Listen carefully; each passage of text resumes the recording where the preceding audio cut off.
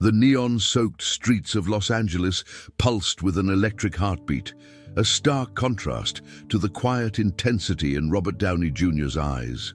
His familiar silhouette, usually bathed in the blinding glare of Hollywood spotlights, now blended seamlessly into the shadows of a dimly lit 24-hour market. This nightly ritual was his escape, a moment stolen from the relentless demands of fame. As he meandered through the aisles, his gaze fell upon an elderly woman, her uniform worn and her steps heavy with fatigue. He had seen her before, tirelessly stocking shelves or mopping floors, but tonight something was different. There was an unmistakable weight in her eyes, a quiet urgency in her movements. Robert watched as she collected a small plastic bag from the counter and slipped out the side exit. Intrigued, he found himself following her, drawn by an inexplicable need to understand.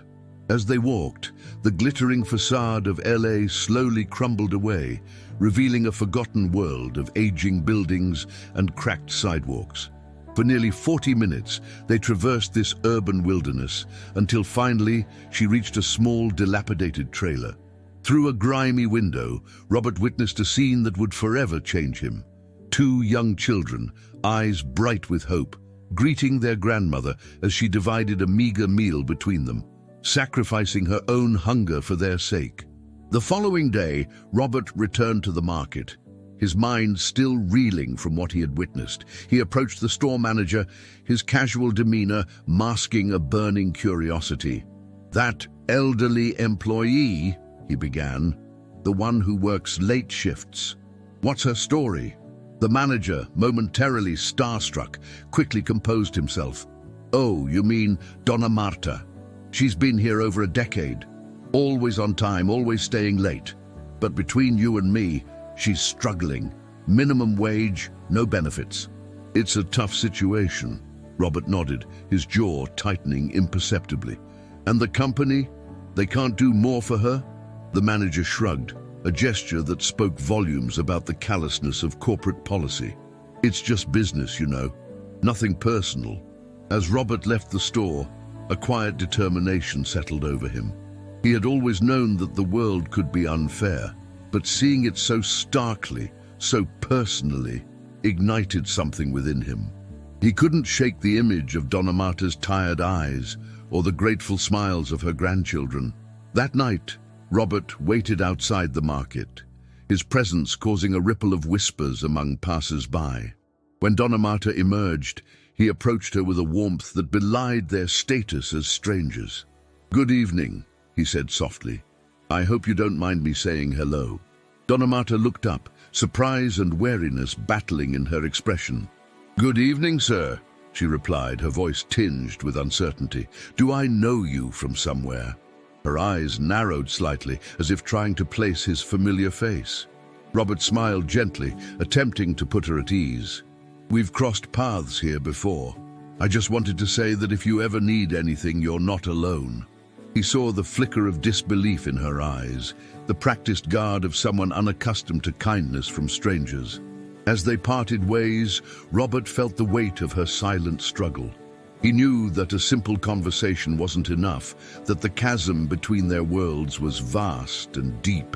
But he also knew that he had the power to bridge that gap, if only he could find the right way. Over the next few days, Robert threw himself into action, working tirelessly behind the scenes. He reached out to trusted contacts, made discreet inquiries, and began to weave a web of support that would change Donna Marta's life forever. All the while, he kept his actions hidden, aware of the delicate balance he was trying to maintain. He found a small but comfortable home in a quiet neighborhood, close to good schools and safe streets. With careful planning, he ensured it was paid for in full, utilities covered, and a trust fund established to provide long-term security. Every detail was considered, every potential obstacle anticipated and overcome.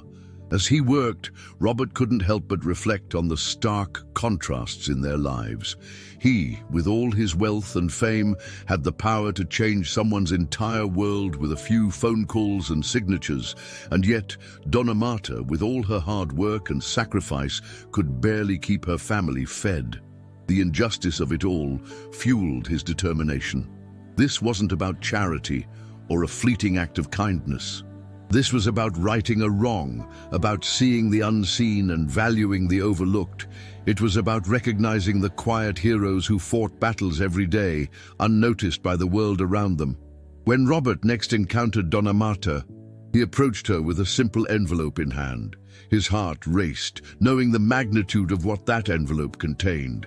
"Donna Marta," he said softly, "I have something for you. Would you open it, please?" Confusion clouded her features as she took the envelope with trembling hands. "What is this?" she asked, her voice barely above a whisper. Slowly, hesitantly, she unfolded the letter inside, her eyes widening as she read its contents. Robert watched as a myriad of emotions played across her face: disbelief, shock, hope, and finally, overwhelming gratitude. Tears welled up in her eyes as she looked up at him. This can't be real," she stammered. "A home? For us?" He nodded, his own eyes glistening with emotion. "It's real, Donna Marta. You and your grandchildren have a new home now, a place where you can be safe, where you can thrive." The weight of his words hung in the air between them, a challenge to the unfairness of the world they lived in. The next day, Robert accompanied Donna Marta and her grandchildren to their new home. As they approached the modest but well-maintained house, he could feel the tension radiating from Donna Marta. She clutched her grandchildren's hands tightly, as if afraid this dream would evaporate if she let go. As they stepped inside, the children's eyes widened with wonder. They ran from room to room, their laughter echoing off walls that had never known such joy. Donna Marta stood frozen in the doorway, one hand pressed to her heart, tears streaming down her weathered cheeks. Robert watched this scene unfold, his heart swelling with a mix of happiness and something deeper, a sense of purpose he had never quite felt before. This wasn't about playing a hero on screen. This was about being one in real life. When Donna Marta finally turned to face him, her lips quivered with emotion. "I don't know how to thank you," she whispered, her voice thick with gratitude. Robert simply smiled and replied, "You don't have to. This is what humanity should be about." As days turned into weeks, Robert found himself drawn back to Donna Marta and her family. He watched from a distance as they settled into their new life, marveling at the resilience and joy that blossomed in the face of newfound security. The children, once shy and reserved, now played freely in the small backyard, their laughter a testament to the power of hope. Donna Marta, too, underwent a transformation. The weight that had seemed to press down on her shoulders began to lift. She walked with a new lightness, her smile coming more easily, her eyes bright with possibilities she had long since abandoned. It was as if she had been given not just a home, but a new lease on life itself. Robert reflected on the ripple effects of his actions. It wasn't just about changing one family's circumstances. It was about challenging a system that allowed such disparities to exist in the first place. He began to see his own wealth and influence in a new light, not as markers of success, but as tools for meaningful change. This realization sparked something within him, a desire to do more, to be more than just a benefactor. He wanted to understand the root causes of poverty, to challenge the structures that kept people like Donna Marta trapped in cycles of struggle. It was no longer enough to play at being a hero. He wanted to become a true agent of change. As Robert delved deeper into the issues surrounding poverty and inequality, he found himself facing uncomfortable truths about the world he lived in. He began to see how systems of privilege and power, often invisible to those who benefited from them, created insurmountable barriers for others. It was a harsh awakening, one that shook the foundations of his worldview. He sought out experts, activists, and community leaders, eager to learn and understand. Each conversation opened his eyes further, revealing layers of complexity he had never considered before. He learned about the intersections of race, class, and opportunity, about the hidden struggles faced by millions of hard-working individuals just like Donna Marta. These revelations were both enlightening and deeply unsettling. Robert found himself questioning his own role in perpetuating these inequalities, even as he tried to combat them. Was his act of kindness towards Donna Marta truly making a difference? Or was it merely a drop in an ocean of systemic injustice? As these questions churned within him, Robert realized that his journey was far from over. In fact, it had only just begun. He knew that true change would require more than individual acts of generosity. It would demand a fundamental shift in how society viewed and valued its most vulnerable members. Just as Robert was grappling with these heavy realizations, an unexpected development threw everything into a new light. News of his actions towards Donna Marta had somehow leaked to the press, sparking a media frenzy. Overnight, what had been a personal journey of growth and understanding became a public spectacle. Headlines blared across newspapers and social media. Hollywood star's secret act of kindness. Robert Downey Jr., real-life superhero. The story spread like wildfire, drawing both praise and criticism. Some lauded him as a paragon of generosity, while others questioned his motives, suggesting it was all a publicity stunt. Donna Marta and her family found themselves thrust into an unwelcome spotlight. Reporters camped outside their new home, clamoring for interviews and photos. The peace and security that Robert had worked so hard to provide was suddenly under threat from the very attention he had tried to avoid. As he watched this unfold, Robert felt a deep sense of guilt and frustration. His attempt to make a quiet difference had inadvertently caused chaos in the lives of those he had tried to help. He realized that true change couldn't come from grand gestures or media attention. It had to start from a place of genuine understanding and sustained effort. In the wake of the media storm, Robert retreated to reflect on the consequences of his actions. He had always believed in the power of small, meaningful gestures, but now he was forced to confront the complexities of trying to effect change in a world driven by spectacle and sensation. He thought about Donna Marta and her grandchildren, about the quiet dignity with which they had faced their struggles. He remembered the look in her eyes when she first saw her new home, a mix of disbelief, gratitude, and something else. A flicker of hope that perhaps the world wasn't as indifferent as she had come to believe. But now, that hope was being tested. The very act meant to provide security had inadvertently exposed them to a different kind of vulnerability. Robert realized that true change couldn't be achieved through isolated acts of kindness, no matter how well-intentioned. It required a deeper, more systemic approach. As he grappled with these thoughts, Robert came to a decision. He would use this unexpected spotlight, not for self-promotion, but as a platform to address the larger issues at play. It was time to challenge not just individual circumstances, but the very systems that allowed such disparities to exist. With renewed purpose, Robert began to craft a response to the media frenzy. He decided to hold a press conference, not to bask in praise or defend his actions, but to redirect the conversation towards the issues that truly mattered. He would use his platform to shine a light on the countless individuals like Donna Marta who struggled in silence every day. As he prepared his statement, Robert reached out to Donna Marta. He apologized for the unexpected intrusion into her life and asked for her guidance. Her response humbled him. "Use this chance," she said, her voice steady and wise, "to speak for those who cannot speak for themselves." Inspired by her words, Robert began to envision a broader initiative. He would create a foundation dedicated to addressing systemic poverty, one that would work hand in hand with communities to create sustainable solutions. It wasn't about handouts or quick fixes. It was about empowering people to build better lives for themselves.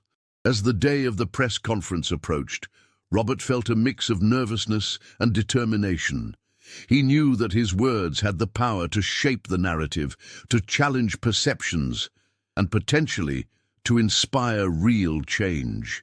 It was a responsibility he now embraced wholeheartedly. The press conference was a turning point. Robert stood before a sea of cameras and reporters, his usual charm replaced by a sober intensity.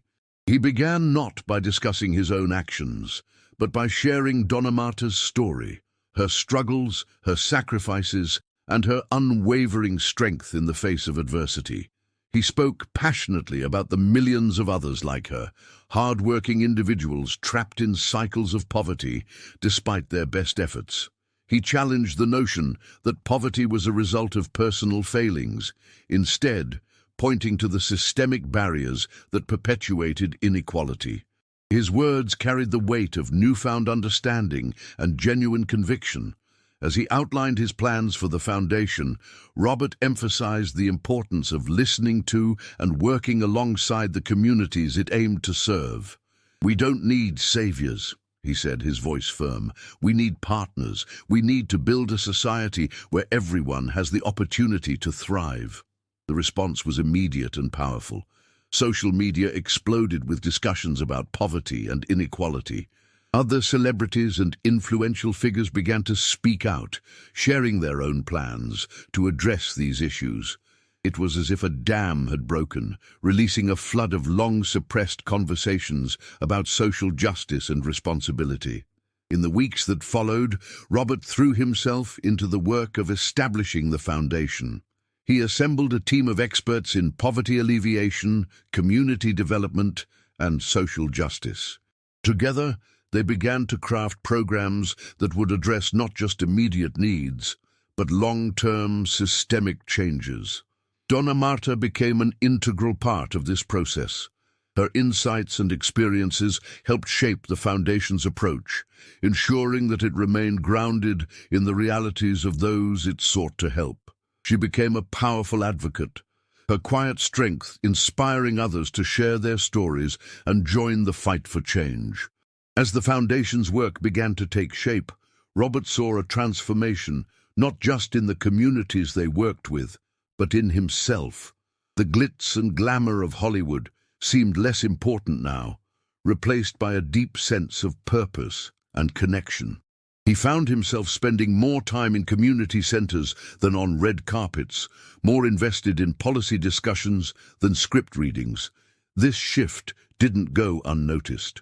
His fans and fellow celebrities watched as he channeled his charisma and influence into a new role, that of a passionate advocate for social justice.